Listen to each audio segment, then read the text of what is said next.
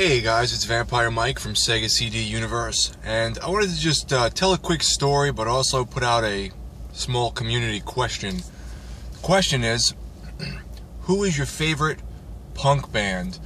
Mine is most likely, it's probably almost even Black Flag when Rollins was in front, and the Misfits with Danzig. I do like some of Black Flag's other music, when they had Keith Morris. I do like the Misfits when they had Graves. Even with Jerry Only a little bit, it's alright. But they recently got back together with Danzig, which is pretty funny considering how long it's been.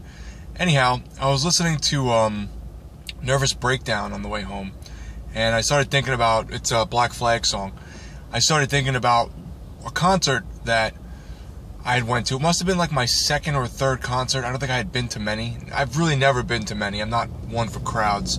After being like cramped in like a potato chip after a while, I don't really feel like standing around with these fucking strangers touching me. So, long story short, one of the concerts I went to was Black Flag doing, well actually it was Rollins' band doing Black Flag songs to benefit the West Memphis 3. And if you don't know what the West Memphis 3 was, you can look it up. It's pretty interesting. These three guys that were like metalheads in West Memphis were arrested and tried and convicted of murdering, I think raping and like molesting these little boys. They had tied a lot of it into one of the people. This is off topic at this point. One of the people had been slightly retarded, and he's, getting nervous, supposedly. The cops are breaking his balls. He eventually says he did it, even though he didn't. The other guy thought like he was going to get some fame and notoriety out of it, and he started admitting he did it, even though he supposedly didn't, and started making up all these stupid stories. And they thought the group was satanic, and listened to Metallica, and listened to metal music, and blah, blah, blah. Anyway, it was a big thing. All three of them eventually got out fairly recently, in the past few years, by taking some kind of plea bargain to where they aren't going to like sue the state or sue anyone, but they're going to get out early because at this point I think the evidence was, the weird part if you watch it was the evidence was sort of moot. A lot of what they had was evidence, but they were tying it to these three kids or whatever, young adults, that didn't really tie in, but it was almost like a, what do they call it, like a witch hunt to a degree.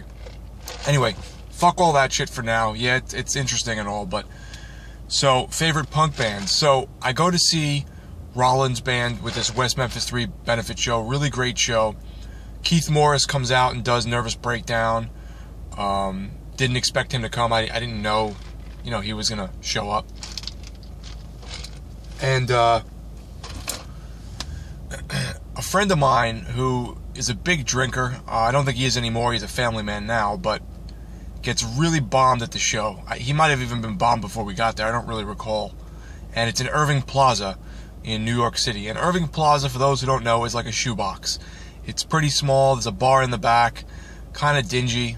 There's always this one black dude who's crowd surfing with tattoos all over his head.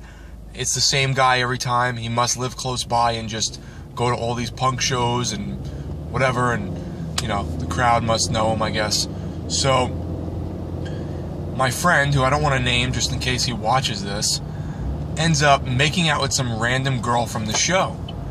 And like he's like heavy duty making out with this girl. I mean, it's like out of nowhere. I don't even know how it kind of came to be. So he's making out with this broad. She looks like something straight out of, I don't know if it's the 70s. I would say it's more the 80s. Her hair was fucking huge. She was a white girl with huge curly hair. Maybe she had a Jufro, I don't know. It was like this. And, no makeup. She wasn't particularly unattractive, but her hair was just so big and like untamed. And she's making out with him in the crowd, and I have no idea how they linked up. We get outside after the show, she's still making out with him.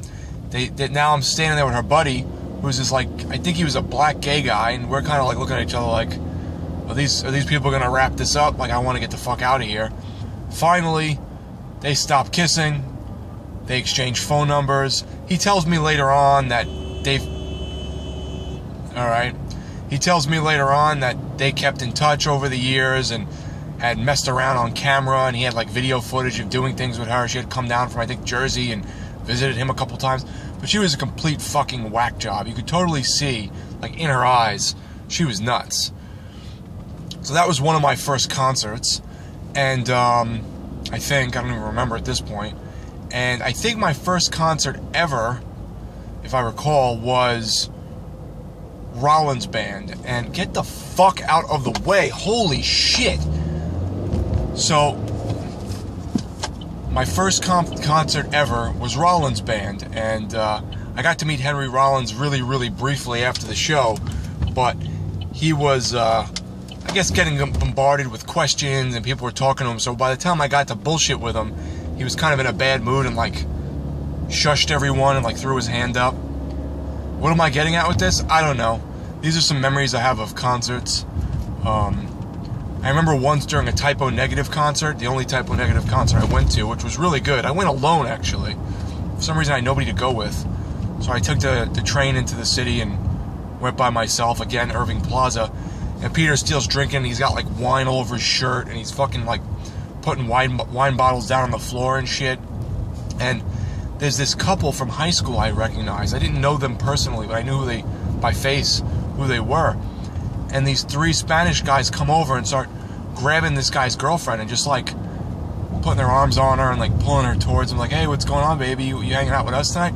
And, like, the dude's just kind of standing there, and you could tell, like, they're extremely upset and uncomfortable, but, like, don't know how to react, because they look like kind of timid people. You know, they weren't, like, some crazy over-the-top, like, angry motherfuckers, the people that this was happening to. But it was, like, so rude and disrespectful, and, like, I was just surprised, like, a fight didn't break out, to be honest. And, you know, these Spanish guys are walking over and being assholes. They might have been drunk. I don't know. But I don't know how the guy didn't just flip out and start fighting them and, like, get thrown out. I saw him fairly recently at a garage sale he was having, so that was kind of strange. Like, I remember you went to Typo Negative, and he just looked at me. But, so, completely off topic with those silly stories. Who is your favorite punk band? Do you have a favorite punk band? Some people don't like punk music. They think it's stupid and doesn't really need talent. I know a lot of people like the Sex Pistols. I'm a big Suicidal Tendencies fan. I don't know if I'd consider them straight up punk or hardcore. I don't know. I guess it's kind of punk. But Suicidal Tendencies is one of my favorite bands, period. So if you're counting them in punk, it's Suicidal, and then I would say like Misfits and Black Flag are up there too, but probably not as high as Suicidal. So chime in, guys. Let me know what you think, what some of your favorite punk bands are, why. Thanks, guys, for watching. It's Vampire Mike from Sega CD Universe. Be good.